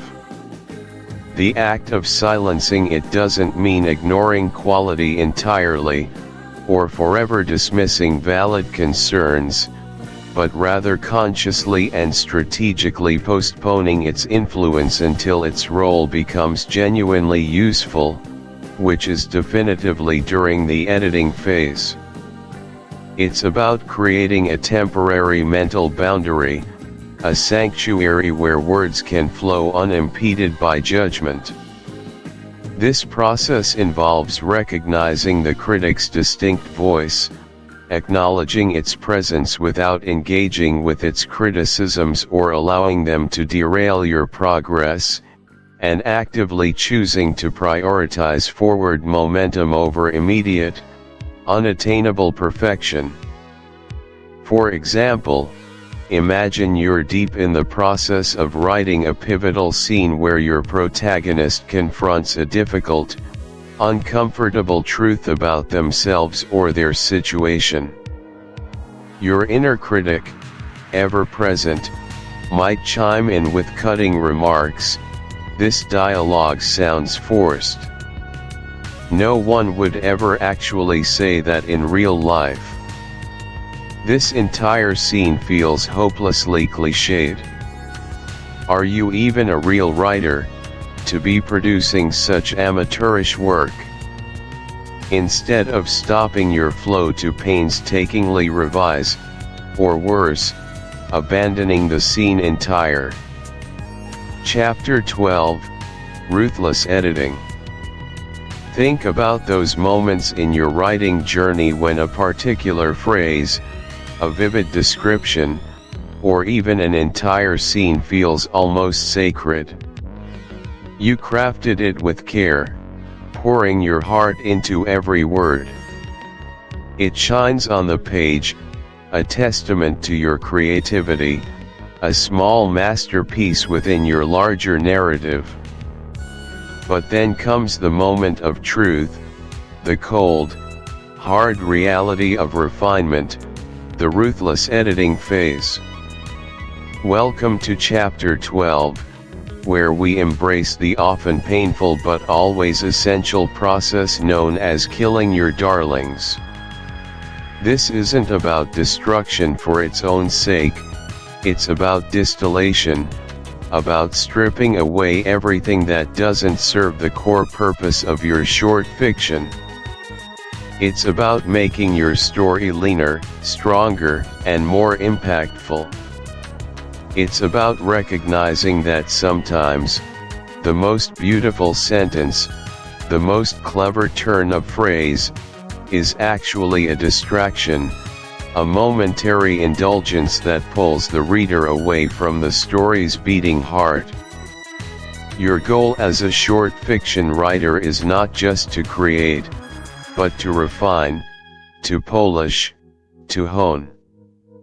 This chapter is your guide to becoming an assassin of the superfluous, a surgeon of prose, ensuring that every single word earns its place on the page. We're going to dive deep into the practicalities of making your prose sparkle, not with unnecessary adornment, but with inherent strength and clarity, a luminescence that comes from internal structure and precise language. Prepare to wield the editor's scalpel with precision and purpose. This is where your good story becomes great. Our first area of focus in this pursuit of narrative strength is a familiar culprit, the overuse of adjectives and adverbs. Let's delve into a checklist for cutting unnecessary adjectives and adverbs. A conceptual explanation: adjectives modify nouns, adding descriptive detail. Adverbs modify verbs, adjectives, or other adverbs, indicating how, when, where, or to what extent something happens. In moderation, they are invaluable. They color your world, they describe nuance, they add flavor. But often, especially in early drafts, we lean on them too heavily, using them as crutches instead of finding stronger, more precise nouns and verbs. Think of them as flavor enhancers. A pinch makes a dish delicious, but too much overwhelms the natural taste, masking the inherent quality of the ingredients. An unnecessary adjective might be describing a noun that already implies the quality. For instance, do you need to say a very loud scream, or is a scream sufficient, trusting the context and the word itself? An unnecessary adverb might be describing a verb that could be replaced by a more specific, powerful verb. Instead of walked quickly, consider raced or dashed. The goal is not to eliminate them entirely, that would be absurd and render your prose stark and unengaging. The goal is to scrutinize each one, asking, is this truly necessary? Does it add new, vital information, or is it redundant? Could a stronger noun or verb do the work more efficiently and with greater impact? This rigorous self-interrogation sharpens your prose, making it more immediate, more vivid, and ultimately, more compelling. A real-world practical example: consider this sentence, laden with extra descriptors: the very old, decrepit house stood darkly and menacingly on the extremely overgrown, completely neglected hill, its windows staring blankly at the surprisingly bright, shimmering moon. Now, let's ruthlessly edit it. Our first pass, removing obvious redundancies and intensifiers: the decrepit house stood menacingly on the overgrown, neglected hill, its windows staring at the bright moon. We removed very. Darkly is often implied by menacingly, and decrepit, extremely and completely are redundant with overgrown and neglected, and surprisingly bright often just becomes bright. Even better, let's find stronger verbs and nouns to carry the weight.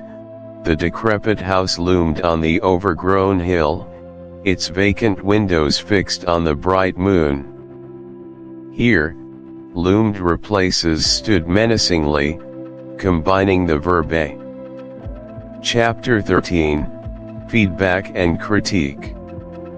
Chapter 13, Feedback and Critique. Welcome back.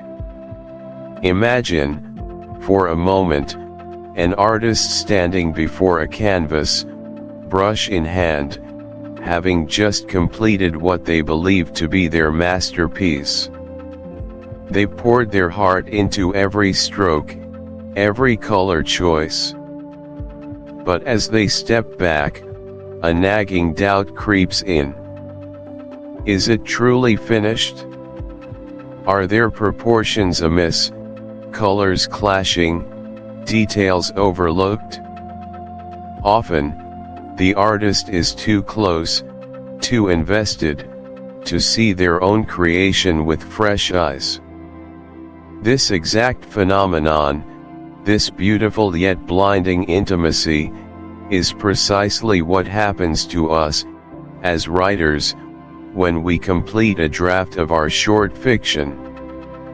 We become so entangled in the narrative threads, so familiar with our characters' inner lives, that our perspective narrows.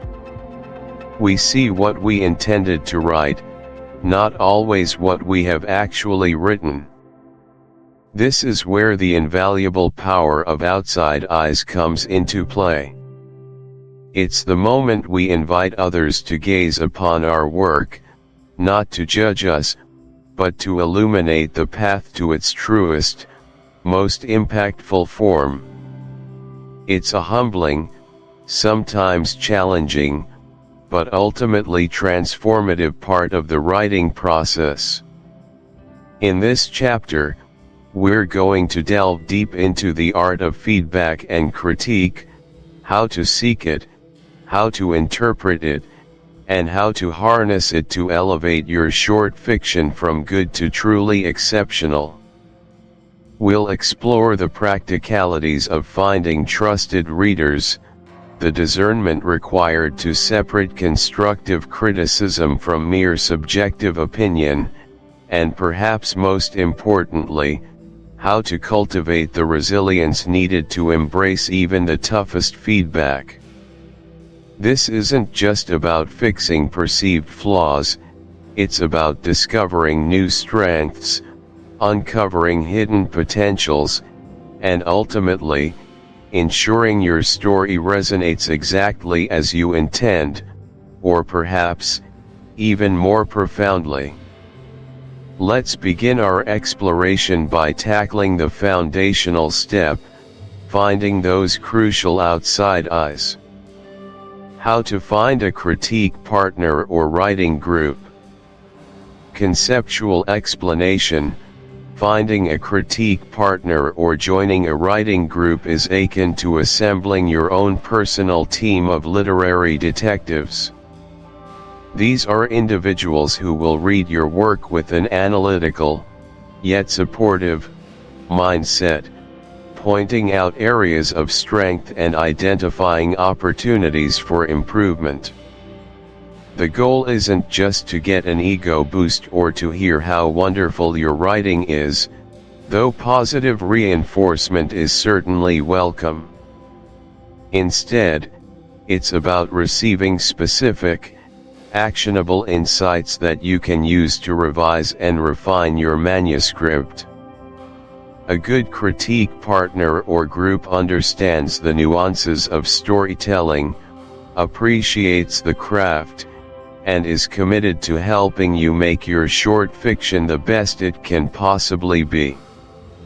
They provide a vital external perspective, catching things you might have missed due to your deep familiarity with the text, or offering alternative interpretations that broaden your own understanding of your story's impact. This collaboration is a cornerstone of professional growth for any serious writer. Real-world practical example: consider Sarah, an aspiring short story writer who, after completing her latest speculative fiction piece, felt a distinct lack of direction for revision.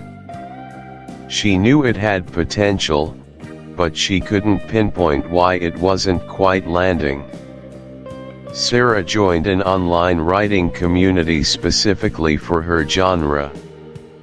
She started by offering thoughtful, constructive feedback on others' stories, building a reputation as a reliable and insightful reader.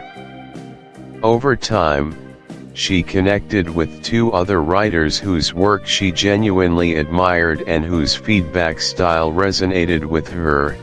They were direct yet kind, focusing on the story's structure, character motivation, and thematic resonance rather than mere grammar policing.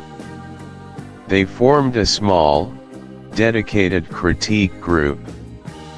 When Sarah submitted her speculative fiction story, one partner pointed out that the protagonist's emotional journey felt rushed in the second act, while the other suggested that a key plot twist was telegraphed too early, diminishing its impact.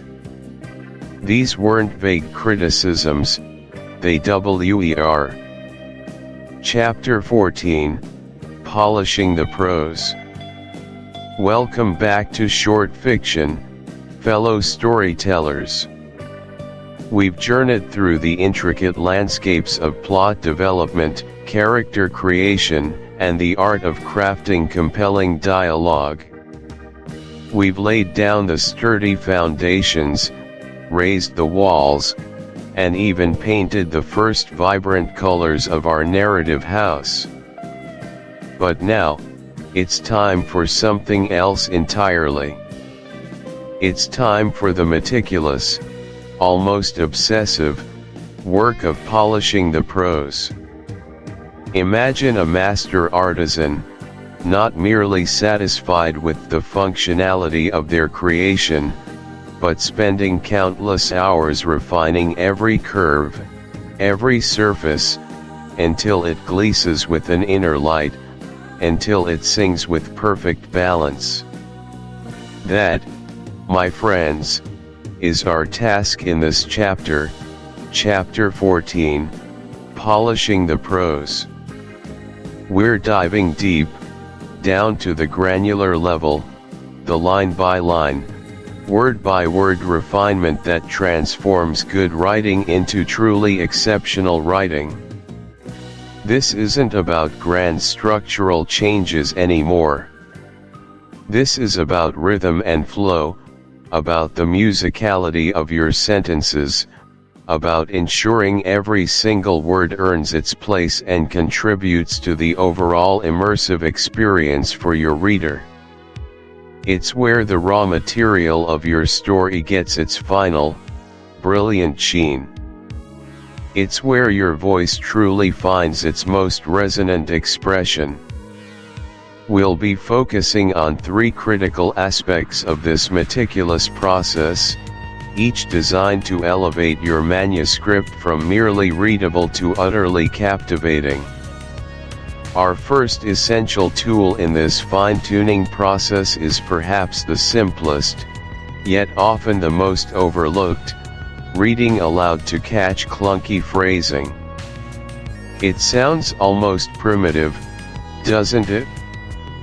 In an age of sophisticated software and AI assistance, the idea of simply using your own voice and ears might seem quaint. But trust me, it is profoundly effective. The human ear, unlike the eye, is acutely sensitive to rhythm, repetition, and the natural cadences of language. When you read your prose silently, your brain often fills in the gaps, smooths over awkward constructions, and skips past repetitive sounds. It's too eager to understand the meaning, sometimes overlooking the delivery. However, when you vocalize your words, Your ear acts as an impartial auditor, instantly flagging anything that trips on the tongue, sounds unnatural, or creates an unintended cacophony. Let's consider a practical example. Imagine you've written a sentence like this: he walked quickly down the street and then he turned the corner quite rapidly, almost tripping slightly. Read that aloud. Do you hear the slight redundancy? The repetitive quickly and rapidly? The somewhat wordy construction? Now, let's try a revision after reading it aloud and identifying those stumbling blocks. He hurried down the street, swiftly rounding the corner, a near stumble catching him. See how much smoother that flows? The revised version is more concise, more dynamic, and eliminates the awkward repetition. Or consider a piece of dialogue: I really, truly, honestly believe that this situation is, in fact, incredibly difficult for all of us involved, without exception. When spoken, the excessive adverbs and qualifiers become immediately apparent, creating an unnecessarily verbose and less impactful statement. A simple "I believe this situation is incredibly difficult for all of us" conveys the same meaning with far greater force and authenticity. Reading aloud exposes these hidden snags, the places where your prose might be unintentionally slowing the reader down or pulling them out of the narrative. So, why does this matter so deeply? Why bother with such a seemingly small detail? Because prose that flows effortlessly allows the reader to remain fully immersed in your story. Clunky phrasing acts like a tiny speed bump, or worse, a jarring pothole. Each time a reader stumbles over an awkward sentence, their engagement is momentarily broken. They become aware of the words on the page rather than the world you've created. Smooth, rhythmic prose, on the other hand, is invisible. It's the clear pane of glass through which your reader experiences your narrative. Chapter 15: Submission and Rejection. Intro music fades. Welcome back, dear listener, to Short Fiction. You've journeyed with me through the labyrinthine paths of story conception, character development, world building, and the painstaking craft of wordsmithing. You've poured your heart onto the page, wrestled with dialogue, polished your prose, and finally, you have a finished short story. A story that breathes, lives, and perhaps, even sings. You might be feeling a sense of profound accomplishment, a quiet pride in the creation you've brought forth. And rightly so. But now, it's time to shift gears. We step out of the quiet solitude of the writer's den and into the bustling marketplace of literary endeavor. This is Chapter 15, Submission and Rejection, where the art meets the business, and where your beautiful creation seeks its audience. For many writers, this phase can feel daunting, even a little bit crude. It's the part where you must don a different hat, exchanging the artist's beret for the entrepreneur's cap. It's no longer just about the story itself, but about presenting it professionally, navigating the gatekeepers, and understanding the often opaque processes of the publishing world. It's about learning to knock on doors, accept the inevitable no, and keep knocking anyway. This is where resilience is forged, where the rubber meets the road, and where your commitment to your craft truly gets tested. But fear not, with the right knowledge and a healthy dose of perspective, this seemingly intimidating landscape can become a navigable, even empowering, part of your writing journey. Let's dive into the practicalities, demystifying the process one step at a time, ensuring your meticulously crafted stories find their best possible homes. Our first critical step, once your story is complete and thoroughly revised, is to present it impeccably. This brings us to the crucial topic of how to format a manuscript standardly. This isn't just about aesthetics, it's about professional courtesy and making an editor's job easier. Imagine an editor, possibly sifting through hundreds of submissions a day. Anything that makes their job harder, anything that slows them down or indicates a lack of professionalism, is an immediate red flag. Standard manuscript formatting is a silent handshake, a visual signal that you understand the rules of the game.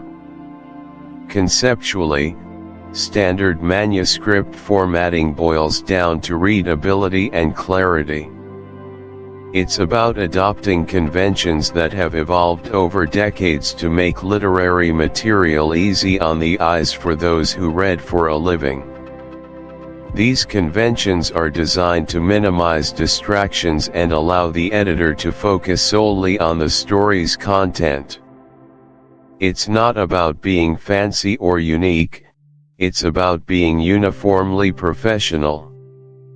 A real-world practical example: picture your finished short story.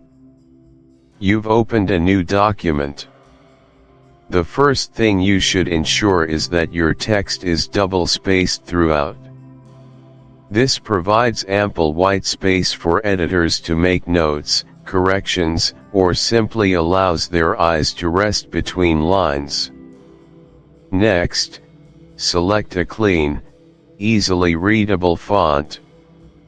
Courier New, 12-point, is the industry standard for fiction, though Times New Roman, 12-point, is also widely accepted. Avoid anything too decorative or unusual. Margins should be standard, 1 inch on all sides.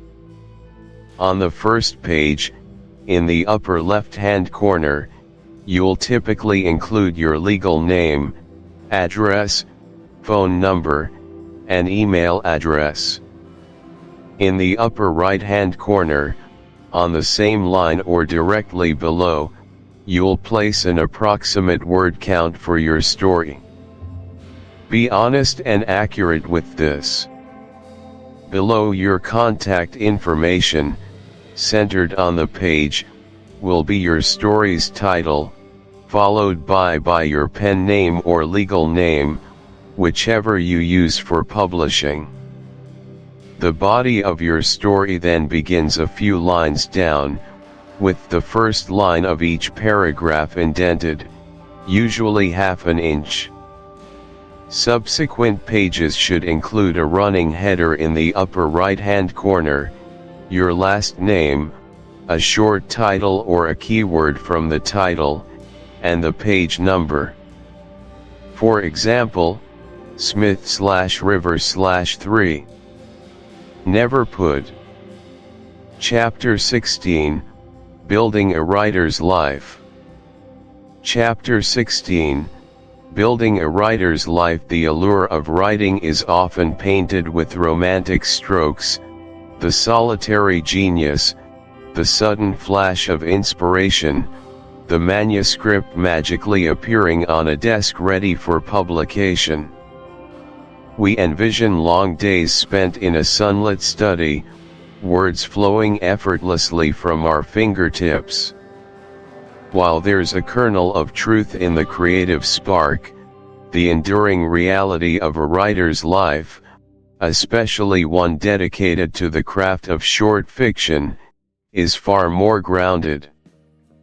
It's less about waiting for lightning to strike and more about constructing a sturdy, resilient home for your creative spirit, brick by brick, habit by habit. This isn't just about writing stories, it's about building a sustainable life around that deep-seated need to tell them. It involves establishing long-term habits and cultivating a supportive community. It means embracing the marathon, not just the sprint, and understanding that true longevity in this field comes from consistent effort, strategic thinking, and genuine connection. We're moving beyond the mechanics of crafting compelling narratives and delving into the architecture of a life where those narratives can thrive. For many, the idea of being a writer conjures images of full-time artistic pursuit, free from the constraints of a traditional 9-to-5. The truth, however, is that for the vast majority of short fiction writers, a day job isn't an impediment, it's a foundational element of their sustainable creative life.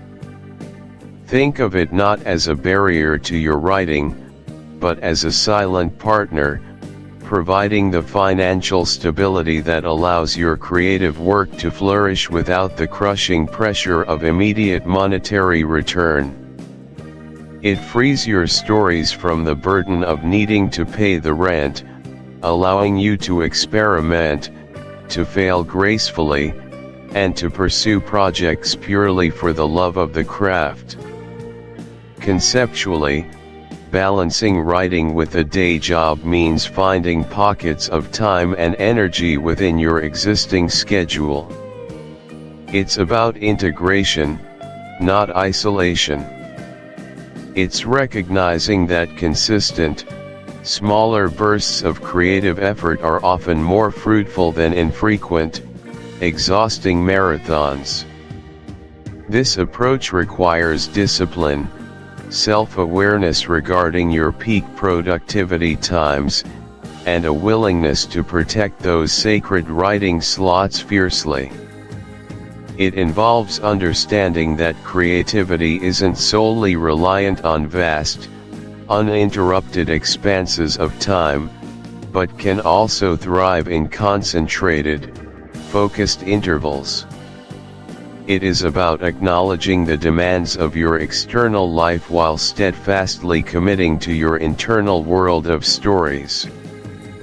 Practically, this might look different for everyone. Consider the early bird writer who sets their alarm an hour earlier than necessary, dedicating that pre-dawn quiet to drafting new scenes before the household stirs. Or perhaps you're the lunch break writer, escaping the office hubbub to a quiet park bench, or even your car, to outline a new story or polish a paragraph.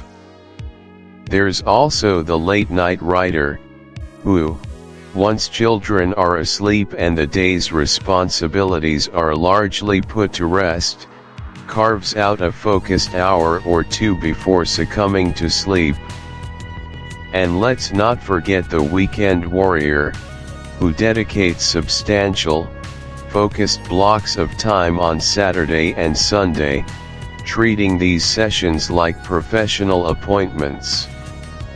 The key is to identify what works for your unique schedule and energy cycles, then stick to it with unwavering consistency. It might be 20 minutes, 3 times a week. It might be 2 hours on a Sunday morning. The specific timing is less crucial than the regularity of the habit. Small, incremental efforts accumulate into substantial progress over time. Why it matters: financial stability is perhaps the most obvious benefit.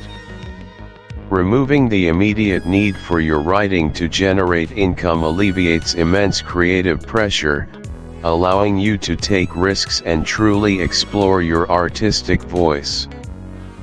Beyond that, a day job often provides a rich tapestry of life experiences, human interactions, and observational opportunities that can directly inform your. Chapter 17, The 7-Day Action Plan.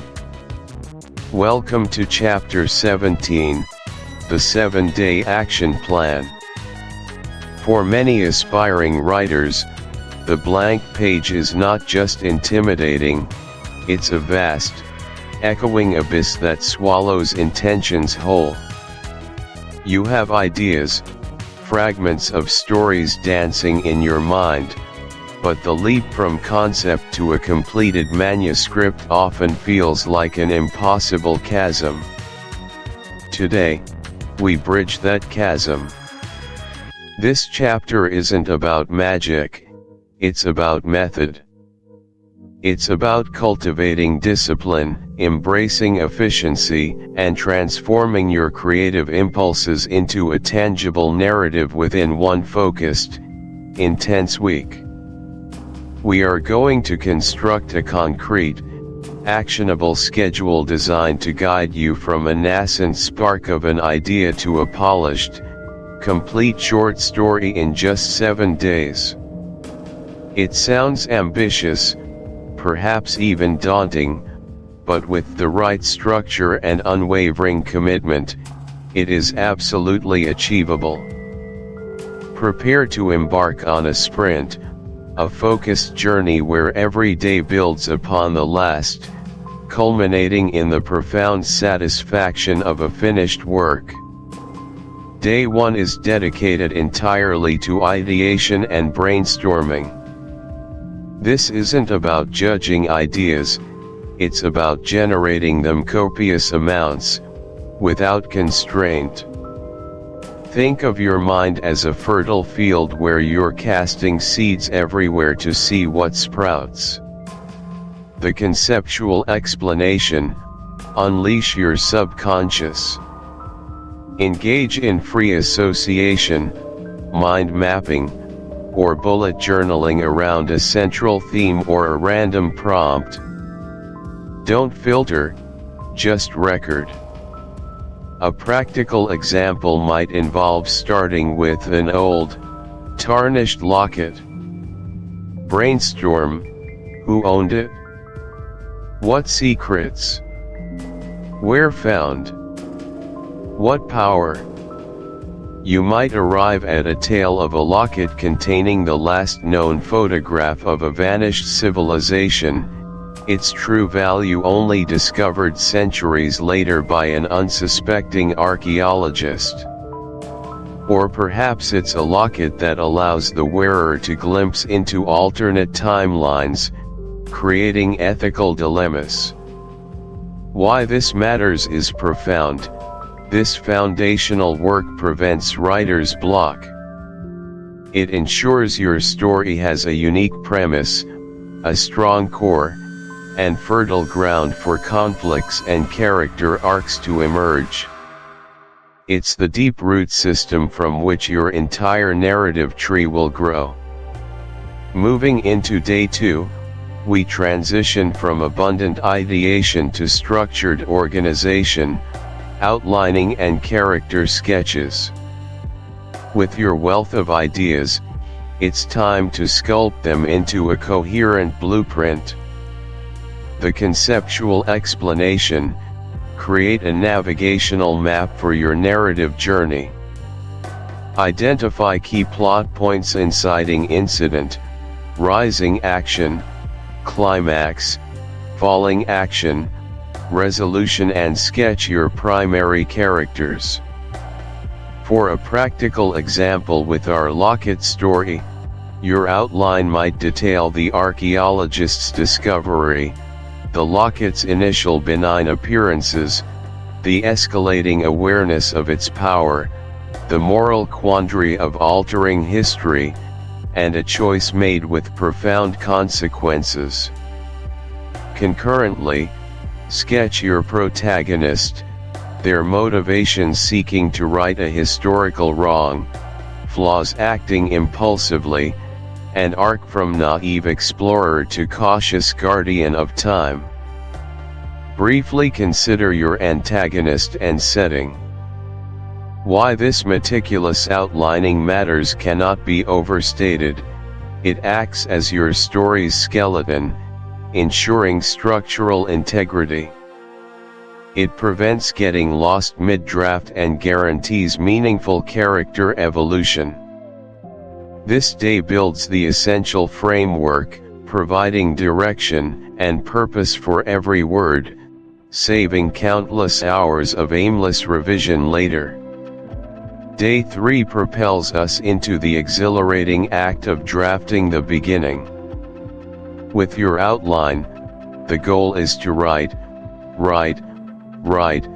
focusing solely on getting the story down without concern for perfection.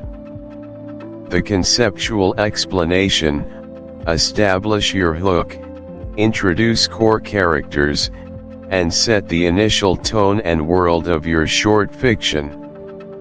This is where you grab your reader by the collar and pull them into your created reality. A practical example for our Locket story might involve opening with the archaeologist deep within a forgotten ruin, their brush hitting something hard, metallic, and ancient, immediately sparking curiosity. Or perhaps an atmospheric description of the dig site. Chapter 18, Summary and Key Takeaways. Welcome back, fellow storytellers. We've journeyed together through the intricate landscapes of short fiction, dissecting its essential components, exploring its boundless possibilities, and perhaps even discovering a few untold tales within ourselves. As we arrive at Chapter 18, it's time to consolidate those hard-won insights, to weave together the threads of wisdom we've gathered, and to fortify our foundations as creators of compelling narratives. This isn't merely a recap, it's an opportunity to internalize these principles, transforming not just how you write, but how you perceive the very art of storytelling. Think of this chapter as your personalized toolkit inventory, ensuring every essential instrument is sharp, accessible, and ready for your next grand adventure on the page. We stand at the culmination of a significant learning curve, preparing to launch into new, inspired writing endeavors with newfound clarity and purpose. Let's begin by revisiting a cornerstone principle, one that underpins the very essence of powerful short fiction: the importance of the single effect. Popularized by Edgar Allan Poe, this concept isn't just theory, it is the guiding star for every element within your story. Conceptual explanation: the single effect posits that every word, sentence, character interaction, and plot development must contribute cohesively to producing one preconceived, unified impression or emotional impact on the reader. It demands absolute focus. No extraneous details, no meandering subplots pull the reader away from the central core. Imagine a laser beam, powerful because its energy is concentrated on a single point. Your short story should aim for that same piercing clarity and impact, ensuring the reader is left with a singular, indelible impression, a resonant echo long after they've turned the final page. It's about precision. Real-world practical example: consider a short story where the desired single effect is profound melancholy and the quiet tragedy of missed opportunities. Every element, from an overcast setting to a protagonist's wistful gaze, to a character's hesitation when recounting lost love, meticulously contributes. For example, a man revisiting his childhood home might find his narrative focusing exclusively on objects evoking irreversible loss: a faded photograph, a broken swing set, the silence where laughter used to be. Each detail is an emotional trigger, building towards that one singular melancholic effect. Everything serves the prevailing mood. Why it matters? The single effect matters profoundly because it crafts an experience that lingers. It prevents your narrative from becoming diluted or confusing. When every component works in concert, the story achieves remarkable unity and power.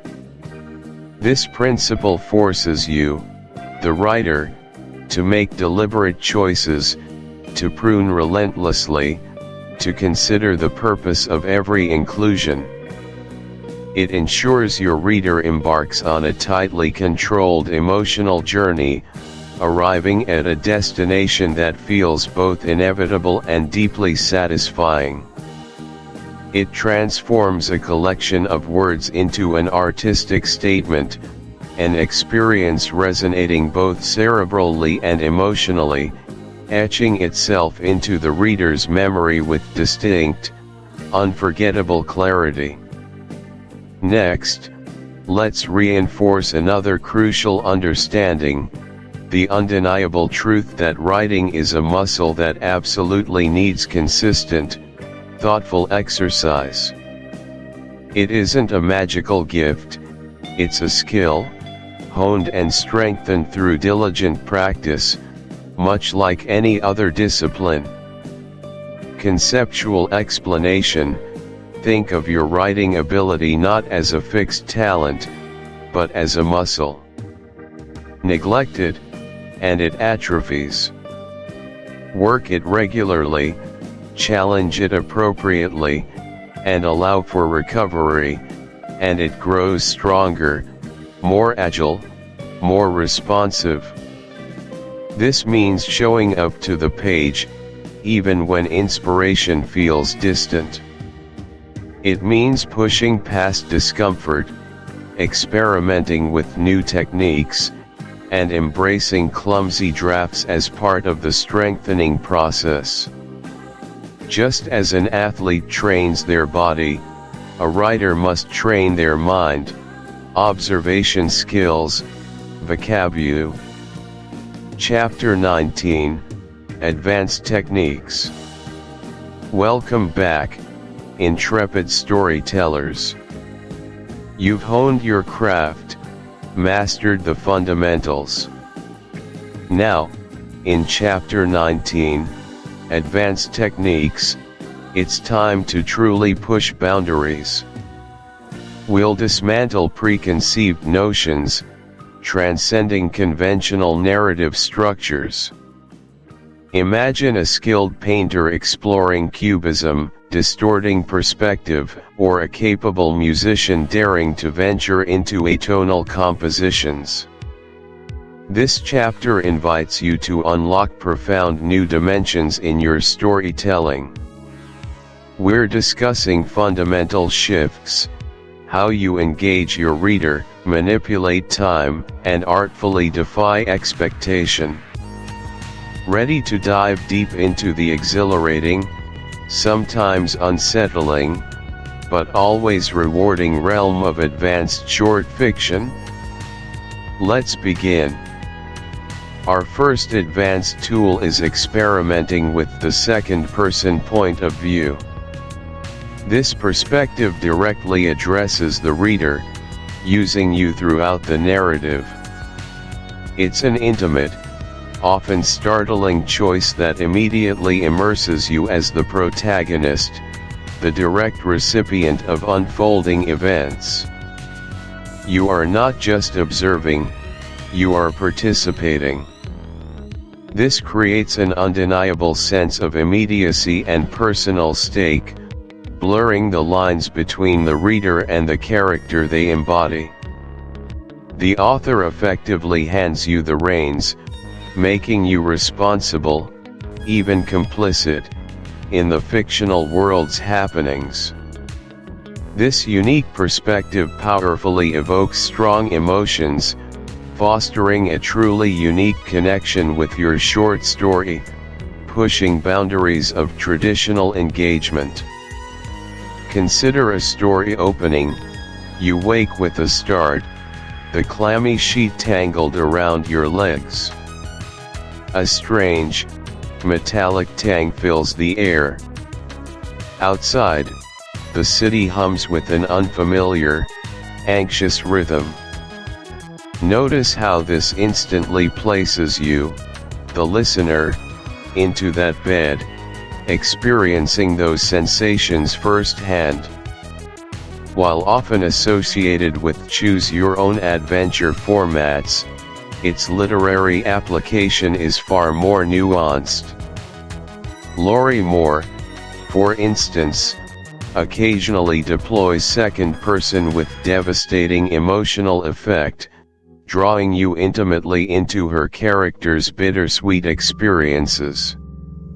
Jay McInerney's Bright Lights, Big City is perhaps one of the most famous extended uses, placing the reader directly into the drug-fueled, alienated existence of its protagonist, compelling you to inhabit his desperate choices and feelings. The prose becomes a direct mirror, reflecting events onto your own perceived reality, creating a startling sense of personal connection that is hard to achieve otherwise. Why does this matter so deeply for short fiction? Because second-person POV is inherently an act of extreme empathy. It demands that the reader step into another's shoes, often without the luxury of emotional distance. It can create an intense feeling of complicity or even responsibility for the narrative's direction, drawing the reader deep into the psychological state of the character they embody. It is particularly effective for stories exploring themes of identity, memory, or experiences that are universal yet deeply personal, where a direct identification is paramount. However, it's a double-edged sword. Clumsy or overly didactic execution can alienate readers who resist being dictated to. When wielded with precision and purpose, second person is a profound tool for intimacy and immediate impact, forging an unbreakable, if temporary, bond between the reader and the narrative's core. Next, we venture into the fascinating, sometimes disorienting, world of playing with nonlinear timelines. While most stories unfold chronologically, beginning, middle, and playing with nonlinearity involves deliberately scrambling that order. This could mean starting at the climax, jumping backward to explain antecedent events, leaping forward to show consequences, or weaving multiple timelines together simultaneously. It's not simply a stylistic quirk, it's a profound structural choice that can drastically alter the reader's perception of cause and effect, mystery, and character development. By withholding information, revealing it out of sequence, or juxtaposing disparate moments, you compel the reader to conclusion and call to action. Welcome to our final chapter. We've journeyed through short fiction's intricate landscapes, uncovering its profound power. You've absorbed principles to elevate your craft. Now, the page turns to you. This isn't an end, It's a vibrant beginning, a resonant call to action throughout the literary sphere. Your engagement begins here. First, revisit the 7-Day Story Challenge. This potent crucible ignited your creative engine, pushing past perfectionism to embrace rapid creation. The concept is simple: complete a full narrative, however rough, within a week. Now, take the crucial next step: share it. Professional authors often credit self-imposed deadlines as key to productivity. This challenge mirrors that discipline, helping you produce a complete draft swiftly. Submitting your 7-day story isn't just about sharing work, it's joining a collective of emerging voices, inspiring others grappling with creative blocks.